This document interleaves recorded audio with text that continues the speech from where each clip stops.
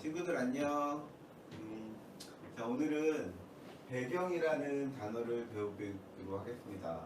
배경이라는 단어는 그냥 흔히 생각하기 그냥 어디에나 있는 내 뒤에 있는 그런 풍경, 모습 그 정도로 생각하는데요. 그럼 우리 배경을 조금 상상해보는 시간을 갖기로 하겠습니다. 여러분 가만히 앉아서 고양이를 한번 떠올려 보세요. 고양이를 떠올려 보셨나요? 네. 고양이를 떠올렸는데 고양이가 혼자 있지 않죠. 고양이 뒤에 흰색이던 검은색이던 배경이 있을 거예요. 그런가요? 네. 네. 그러면은 지금 그 상상하는 모습에서 고양이를 지어보세요. 그럼 검은색이나 흰색이나 어떤 배경이 나타나죠. 네. 그러면 이 배경을 여러분이 내가 상상하라고 하지 않았는데 왜 상상하셨어요? 그냥 나도 모르게 상상이 되죠? 네. 그러면 이번에 또 다른 걸 한번 해볼게요. 이번에는 배경이라는 걸 전혀 생각하지 않고 점 하나를 생각해보세요. 생각해보셨어요? 네. 네, 점이 어때요? 또렷해요? 점을 점점 줄여보세요.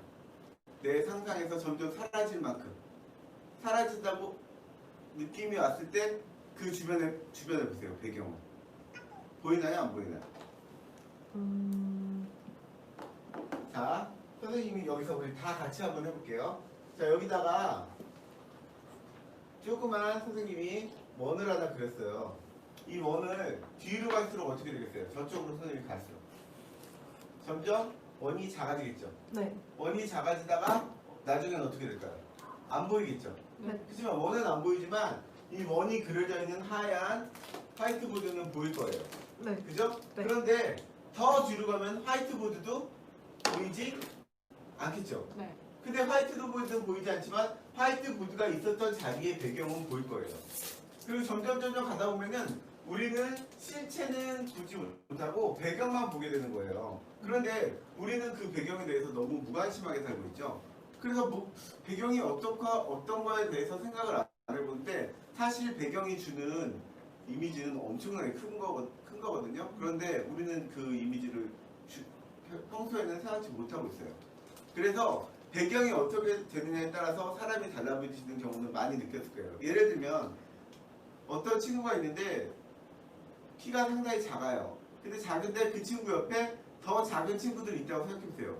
그럼 어떻게 될까요? 그 친구는 상대적으로 커 보이죠. 근데 이 친구가 아무리 커도 자기보다 큰 친구들 사이에 있으면 키가 별로 안 커 보여요.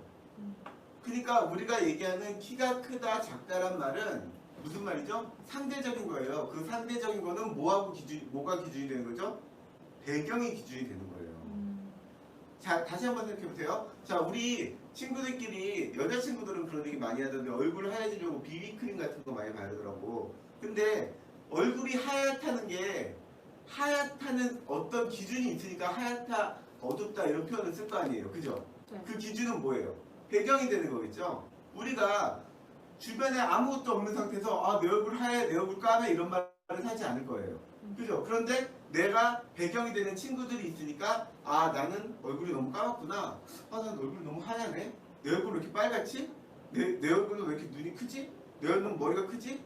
왜 나는 코가 작지? 나는 왜 입이 크지? 이런 기준이 되는 거 있잖아요. 근데 그 기준은 되게 배경 때문이에요.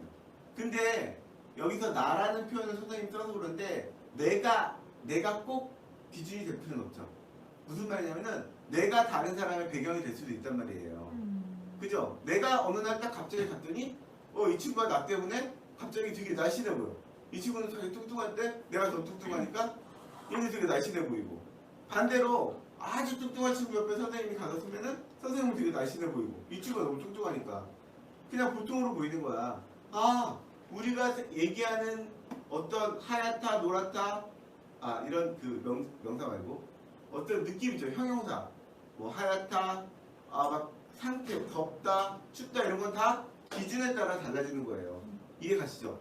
그래서 이 배경이라는 게 상당히 무섭습니다. 근데 우리가 배경을 평상시에는 잘 생각을 못 하다가 어떨 때 생각을 많이 하죠? 잠시 생각이 잠길 때? 느낌을 말할 때. 느낌을 말할 때 우리는 느낌을 말할 때 배경을 얘기 안 한다고 하지만 자기도 모르게 배경이 딱 깔리면서 그거에 대한 느낌이 오는 거예요. 어떤 꽃을 봤는데 너무 예뻐. 꽃이 예쁘다는 거는 안 예쁜 꽃이나 더 예쁜 꽃을 봤기 때문에 그 꽃이 예쁘단 말을 하는 거죠. 근데 우리는 그 감정이나 이런 걸 말할 때, 느낌을 말할 때 분명히 배경을 가지고 얘기를 했으면서 나는 배경 같은 거 신경 안 써 이렇게 얘기를 하는 거죠. 조금 현실적인 얘기를 해보면 우리가 사람을 얘기할 때 나는 뭐 사람 뭐 돈이 많은 사람보다 뭐 키가 크고 잘생긴 사람보다 뭐 어떤 사람보다 그냥 사람이 좋아 이렇게 얘기하는데 그 얘기에는 벌써 그 사람을 배경으로 비교하는 게 들어가 있는 거죠.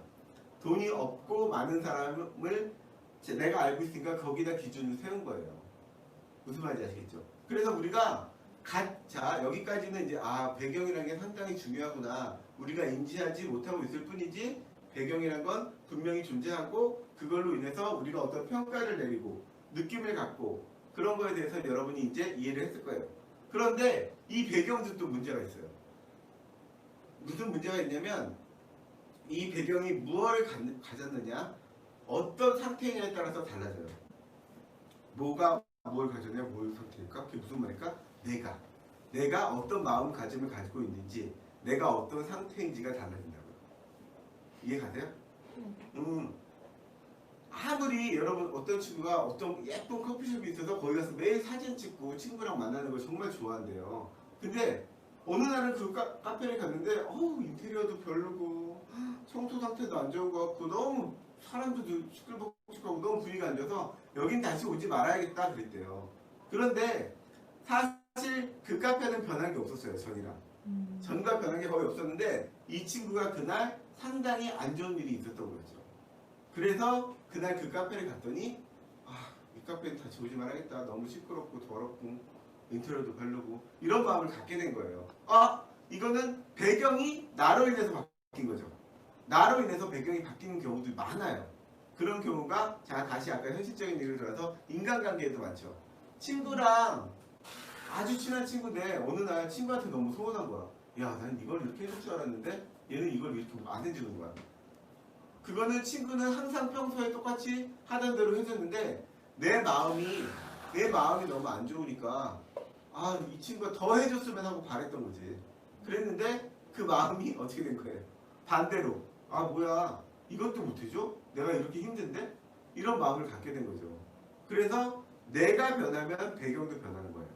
와, 나와 배경의 관계까지 알아보니까 우리가 이제 여러분이 인지하고 있지 못했던 배경이라는 거에 대해서 어느 정도 인지가 되셨나요? 네. 자, 그러면은 우리가 이 배경이라는 거를 어떻게 잘 활용하면은 우리가 살아가는 거나 생활할 때 도움이 되는지 한번 생각을 해보겠습니다. 배경은 아까 얘기했지만 기준이 된다고 그랬죠. 근데 이 기준은 내가 될 수도 있고 배경 하나가 될 수도 있고 내가 반대로 배경의 기준이 될 수도 있고 또 나로 인해서 배경이 바뀔 수도 있다고 그랬잖아요. 우리 이런 말을 좀 어려운 말로 상호작용이라고 합니다. 서로 작용한다고 그래서 상호작용이라고 하는데 상호작용이 어떻게 일어나냐에 따라서 달라지는 게 상당히 많습니다. 근데 대표적인 게 가까이 있으면 상호작용이 많이 일어날까요? 조금 일어날까요? 많이 일어나겠죠. 좀 거리가 떨어지면 상호작용이 덜 일어나요. 그래서 좀 관대해지는 거예요. 이런 거는 어떤 경우가 있을까 한번 생각해 볼까요? 자, 우리가 일본이랑 사이가 나쁘죠. 네.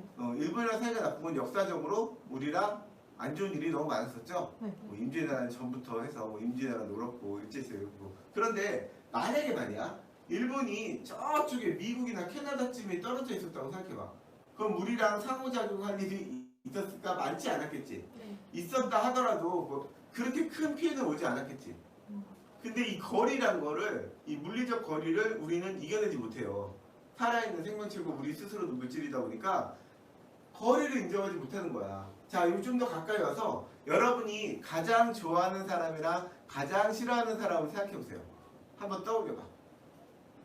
가장 싫어하는 사람은 그렇게 가깝지 않은데도 상당히 가까이 있는 것 같죠. 가장 좋아하는 사람은 가까이 있는데도 더 가까이 있었으면 좋겠다 이런 느낌이 들죠. 네. 이거는 물리적 거리와는 또 다른 심리적 거리가 있네. 그렇죠. 거리가 어떤 거냐에 따라서 상호작용의 정도가 달라지는데 물리적 거리뿐만 아니라 심리적 거리도 중요한 거예요. 와, 심리적 거리까지 생각해야 되다니. 자, 그러면 여기서 말하는 거리는 배경이죠. 배경. 아까 내가 뒤로 가면서 점점 배경이 커지잖아. 거리가 뒤로 갈수록 배경이 커지잖아. 그지? 배경이 커지면은 기준은 희미해지지. 아까 이 원이 작아진 것처럼 화이트보드가 거의 보이지 않았던 것처럼 거리가 멀어질수록 배경이 되는 기준은 점점 희미해진단 말이야.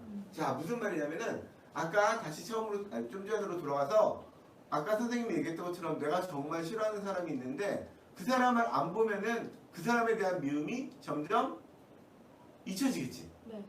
잊혀지거나 아예 무관심해질 수도 있어. 그런데 그 사람 보면 어떻게 돼? 다시 보면 다시 떠오르지. 아, 나 저 사람 너무 싫어. 전에 나를 너무 창피하게 만들었어. 사람들 만들어서. 막 이런 생각을 하게 되잖아. 아, 우리가 사회생활에서 거리를 이용해서 내가 싫어하는 걸 멀리하고 좋아하는 걸 가까이 하면은 내 심리적 안정이 되겠죠. 심리적 안정이 되는 상호작용이 일어날 거 아니에요. 네. 그죠? 아, 이런 방법으로 살아가면 되겠네. 좋은 방법이죠. 근데 이게 실제로 사회생활에서 쉽지가 않아요. 쉽지 않죠. 사회생활 하다 보면은 내가 어디 갔는데 꼭 다 거기에 좋은 사람만 있는 것도 아니고, 또 나쁜 사람만 있는 것도 아니에요. 근데 이제 우리가 그거를 어떻게 조절할 수가 없죠. 네. 조절을 못한다는 게 힘든데 여기서 아까 내가 얘기했던 그걸 생각하시면 돼요. 거리를 두시면 돼요. 물리적 거리는 바꿀 수 없다고 쳐봐. 예를 들면 뭐 회사, 학교 막 이런 같이 있는 공간인데 그 공간에서 걔를 밀어내는 거는 아무리 내가 싫어하는 사람이라고 해서 너 나가 이러면 좋지 않겠죠. 그건 안 되잖아. 그치? 사람은 그렇게 뭐 자기 마음대로 해서 안 되니까. 그렇다고 내가 그 공간을 빠져나갈 수는 없죠. 물리적 거리는 좁힐 수 없지만 무슨 거리를 좁힐 수 있어요? 심리적 거리를 좁히거나 넓힐 수 있는 거예요. 그거를 우리가 지금 계속 하고 있는 말이나 글로 할 수 있는 거예요. 그래서 언어가 중요한 거죠. 우리 흔히 말해서 마음에 안 드는 사람한테는 욕을 합니까? 말을 안 합니까? 말 안 하죠. 말을 안 하죠. 욕을 한다는 거는 그 사람한테 뭔가 바라는 게 있는 거예요. 너 좀 바뀌어. 바뀌면 내가 옆에 있어줄게. 화를 내거나 욕을 하는 건 뭔가 바뀔 마음이 있는 거죠. 간단히 얘기해서 부모님들이 아이가 잘못을 하면 화를 내거나 안 좋은 말씀을 하거나 그러시죠. 그건 뭐예요? 난 너랑 같이 있고 싶다는 거야. 난 너랑 같이 있고 싶고 물리적 거리든 심리적 거리든 좁히고 싶지 않아. 그러니까 너 제발 내 말 좀 들어 이렇게 얘기한단 말이죠. 근데 말이야 이거 정말 무서운 얘기인데 엄마나 아빠가 내가 뭘 잘못했는데 아무 말도 안 해. 아무 말도 안 하고 가만히 있어. 그건 뭐야? 물리적 거리나 심리적 거리를 넓히는 거죠. 그 말은 뭐예요? 그거는 미워하는 것보다 더 나쁜 거죠. 그래서 그런 얘기 하잖아요. 여러분 아직 어려서 모르겠지만 그 연인 사이나 부부 사이에서 제일 나쁜 게 뭐라고요? 대화가 없는 거예요. 대화가 없으면 아까 얘기했던 상호작용이 안 일어나고 상호작용이 안 일어나면 어떻게 돼요? 나중엔 점점 남보다 못한 사이가 되는 거죠. 차라리 미워하면은 어떤 관계가 개선될 그런 게 생기겠지만 미움도 없어지는 거예요. 정말 무서운 거죠. 자, 다시 처음으로 돌아와서 그럼 우리가 배경을 배우는 이유는 뭐냐면 흔히 말하는 우리 글을 쓰거나 말을 할 때 배경 없이 얘기하는 친구와 배경 있이 얘기하는 친구는 아주 상당히 차이가 큽니다. 자, 선생님이 한 문장을 한번 제가 외워서 읽어볼게요. 나는 강아지를 데리고 산책을 갔습니다. 이 문장은 그냥 평이하죠. 아, 강아지 데리고 산책 갔나 보다. 근데 여기다 배경을 집어넣었어요.